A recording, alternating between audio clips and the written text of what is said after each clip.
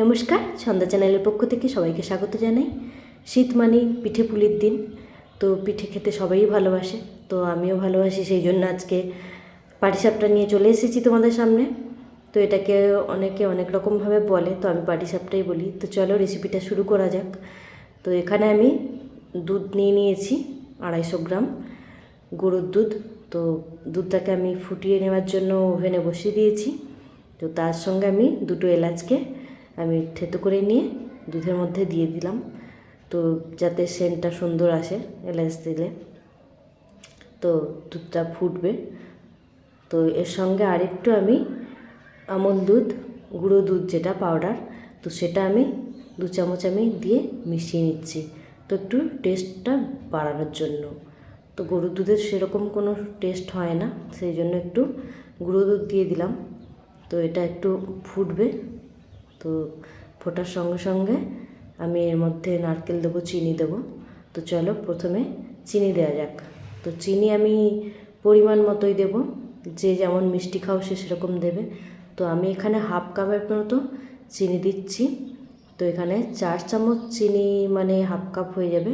তো চামচটা আমার একটু বড় সাইজেরই আছে, তো হাফ কাপের মতো আমি চিনি দিলাম। তো তোমরা যে যেমন মিষ্টি খাবে দিয়ে দেবে। তো এখানে আমি নারকেল কুড়িয়ে নিয়েছি ভেতরে পুর করার জন্য, তো সেই জন্যই আমি দুধটা ফুটিয়ে নিচ্ছি। তো নারকেল আমি কুড়ে রেখে দিয়েছি, তো এই নারকেলটা আমি ওই দুধের মধ্যে দিয়ে দেবো এবার, তো যাতে ওটা ক্ষীর যেরকম মারা হয় সেরকম নারকেল দিয়ে আমি ওই পুরটাকে বানিয়ে নেব। তো তার জন্য আমি দুধের মধ্যে নারকেলটা দিয়ে দিচ্ছি।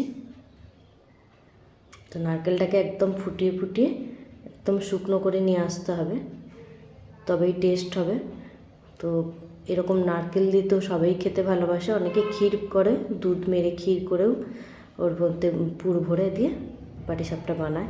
তো এটা ফুটতে থাকুক, তার জন্য পরে আমি ব্যাটারটা বানিয়ে নিই পাটিসাপটার জন্য। তো এখানে আমি একটা কাচের বাটি নিয়ে নিয়েছি, আর একটা কাচের বাটিতে আমি এক বাটি ময়দা নিয়ে নিয়েছি। তো এই ময়দাটাকে আমি ভালো করে ব্যাটার বানিয়ে নেব। তো এতে একটু লবণ দিলাম অল্প পরিমাণে। তো এই ব্যাটারটা বানানোর জন্য আমি গরম জল করে নিয়েছি। তো ময়দার মধ্যে আমি গরম জল, হালকা গরম জল, বেশি গরম জল না, হালকা গরম জল দিয়ে আমি ব্যাটারটা বানিয়ে নেব। তো এটাকে আমি ভালো করে ফেটিয়ে নেব মিক্সড করে জলের সঙ্গে। বেশি গাঢ় হবে না, একটু পাতলা হবে। বেশি গাঢ় হলে কড়ার মধ্যে দিয়ে তো ঘোরাতে হবে, সেই জন্য একটু পাতলাই করতে হবে, বেশি ঘন করলে হবে না। তো দেখতে পাচ্ছ আমার এটার মধ্যে লেগে নেই, ওটা পড়ে যাচ্ছে। আর যদি লেগে থাকে তাহলে কিন্তু কড়ার মধ্যে ঘুরবে না, তো সেই জন্য একটু পাতলাই করতে হবে। পাতলা করলে পাটিসাপটার এটাও ভালো হবে। তো ভালো করে এটাকে আমি ফেটিয়ে নিচ্ছি। তো ব্যাটার আমার রেডি হয়ে গেছে, দেখতেই পাচ্ছ। তো চলো আমার নারকেলটা ওদিকের কী অবস্থা একবার দেখে নিই। তো দেখো নারকেল এখানে অনেকটাই দুধটা শুকনো হয়ে গেছে, নারকেলটা অনেকটা টেনে নিয়েছে দুধটা, আর দুধটা মরে মরে কমে গেছে। তো আর একটুখানি আমি এটাকে মেরে নেব, যাতে ঝরঝরে হয়ে গেলে নারকেলটা ভালো হয়। খুব ঝরঝরে হলে আবার ভালো লাগবে না, একটু রসালো থাকবে অবশ্য, তবে খুব রসালোও না যে নাড়ু করার মতো সেরকম অবস্থায় আনলে হবে না। তো একটু রসটা শুকনো হয়ে গেলে সেই অবস্থাতে আমি নামিয়ে নেবো এবার। তো এখানে দেখো আমি ঘি দিয়ে পাটিসাপটা এবার বানাবো। তো ঘি আমি কড়ার মধ্যে দিয়ে দিলাম, এবারে আমি ব্যাটারটা দিয়ে দেবো।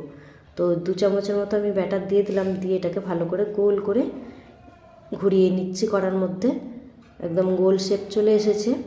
তো কিছুক্ষণ এটা একটু মাঝখানে যে ওটা একটু হয়ে যাবে, পুরোটাই দেখো সুন্দরভাবে গরম হয়ে গেছে। এবার আমি মাঝখানে নারকেলটাকে দিয়ে দিচ্ছি, লম্বালম্বিভাবে দিতে হবে। তো লম্বালম্বি দিলে পাটিসাপটাটার সাইজটা বেশ সুন্দর হবে। তো এবার 2 সাইড থেকে আমি সুন্দর করে মুড়ে নেব, নিলে কী হবে পাটিসাপটাটা দেখতে খুবই সুন্দর লাগবে, যে যেমনভাবে করে। তো আমি এইভাবেই করার পদ্ধতি। তো দেখো আমি 2 সাইড থেকে মুড়ে নিয়েছি, আর ঘিয়ে ভাজা বলে ঘি দিয়েছি বলে একটু লাল লাল কালার চলে এসেছে।